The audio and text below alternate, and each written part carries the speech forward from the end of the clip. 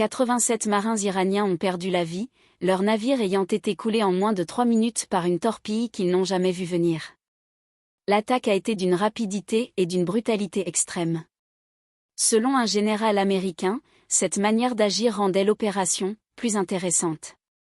De son côté, Pete Hegseth, qui se présente comme secrétaire à la guerre, a qualifié cet événement de « mort silencieuse ». Face à la nation, le chef de la marine iranienne a prononcé des paroles lourdes de sens, représailles meurtrières. Désormais, les océans ne sont plus silencieux. Le commandant de la marine iranienne a promis une riposte sévère contre les États-Unis après la mort de dizaines de marins iraniens. Ceux-ci ont été tués lorsqu'un sous-marin américain a lancé une torpille contre un navire de guerre au large des côtes du Sri Lanka, plus tôt dans le mois. L'amiral Shaham Irani, s'adressant à la population après cette tragédie, n'a laissé place à aucune ambiguïté. Nous n'oublierons pas le crime de l'ennemi et nous vengerons le sang de nos martyrs. Il a insisté sur le fait que des représailles meurtrières attendent les responsables de cette attaque dans l'océan Indien. L'incident, survenu le 4 mars, a provoqué le naufrage de la frégate iranienne Iris Dena, engloutie en moins de 3 minutes. Sur les environ 180 marins présents à bord, au moins 87 ont été tués.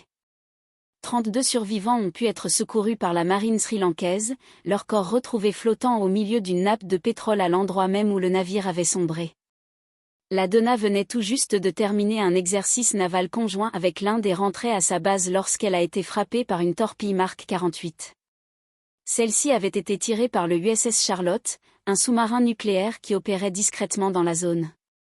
À Washington, les réactions ont été marquées par un ton étonnamment détaché. Pete Hegseth a déclaré qu'il ne s'agissait pas d'un combat équitable, ajoutant « Ce n'était pas censé être un combat juste, et ça ne l'est pas. Nous les frappons alors qu'ils sont déjà affaiblis, et c'est exactement comme cela que cela doit se passer. » Le président américain Donald Trump est allé encore plus loin lors d'un discours dans le Kentucky. Il a affirmé que l'armée américaine semblait presque prendre du plaisir dans ses opérations. Ils ont détruit 54 navires en 2 jours, de vrais navires. J'étais même en colère contre mes équipes. Je leur ai demandé, pourquoi les avons-nous détruits ? Pourquoi ne pas les capturer et les utiliser dans notre propre flotte ? Il a ajouté qu'un de ses généraux lui aurait répondu.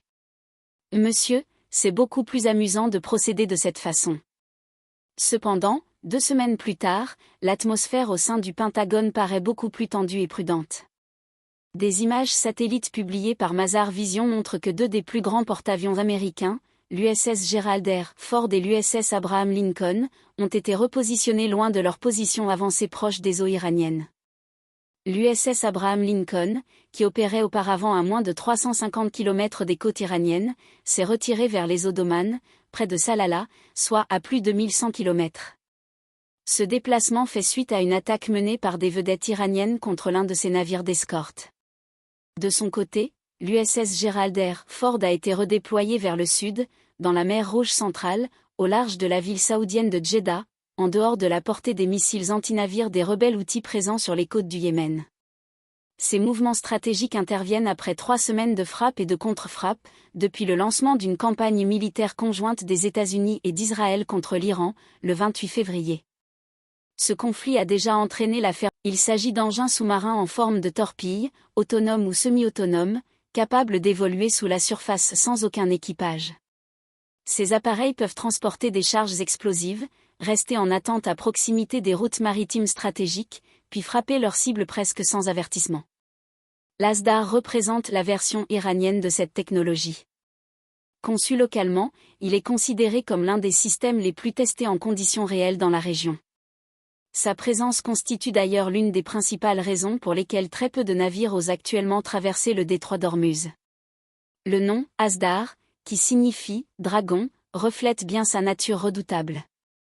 L'engin mesure environ 8 mètres de long pour un diamètre de 533 mm. Il est conçu pour être lancé depuis un tube lance-torpille standard. Son fonctionnement repose sur une batterie lithium-ion alimentant un moteur électrique de 20 kW, lui permettant d'atteindre une vitesse maximale d'environ 22 nœuds. À pleine vitesse, il peut parcourir jusqu'à 127 km. Mais sa véritable force réside dans sa discrétion, en mode veille, il peut rester immobile pendant près de 96 heures, attendant patiemment sa cible. Ses surfaces de contrôle sont intégrées dans sa coque et se déploient automatiquement au moment du lancement, ce qui réduit au maximum sa signature sonar et le rend très difficile à détecter. D'après les analystes militaires, l'Asdar est équipé d'une charge explosive estimée à environ 50 kg, suffisante pour infliger de lourds dégâts à un pétrolier ou même à un navire de guerre blindé. L'explosion peut être déclenchée soit par contact direct, soit par influence magnétique. Une fois déployé, il se dirige vers sa cible de manière presque invisible, sans laisser le temps de réagir. Contrairement aux mines classiques, les systèmes habituels de déminage sont inefficaces contre lui, car il est mobile et peut ajuster sa trajectoire. Pour l'analyste de défense Patricia Marin, cette évolution marque un tournant majeur dans la guerre sous-marine moderne. Selon elle, les puissances occidentales pourraient ne pas encore disposer de solutions efficaces face à cette technologie iranienne. Nous parlons d'un système capable de mettre en danger des investissements navals valant des milliards de dollars, souligne-t-elle. L'Iran aurait utilisé pour la première fois l'Asdar lors des attaques contre des pétroliers à Fujairah en 2019, où 4 navires avaient été endommagés au large des Émirats arabes unis. À l'époque, l'assureur norvégien DNK avait conclu que ces attaques avaient été menées à l'aide de drones sous-marins transportant entre 30 et 50 kg d'explosifs. Depuis, l'Asdar a été considérablement amélioré. L'Iran aurait réaffecté des ressources provenant de ses programmes de torpilles Vallée et Août afin de développer une version encore plus avancée. Patricia Marin,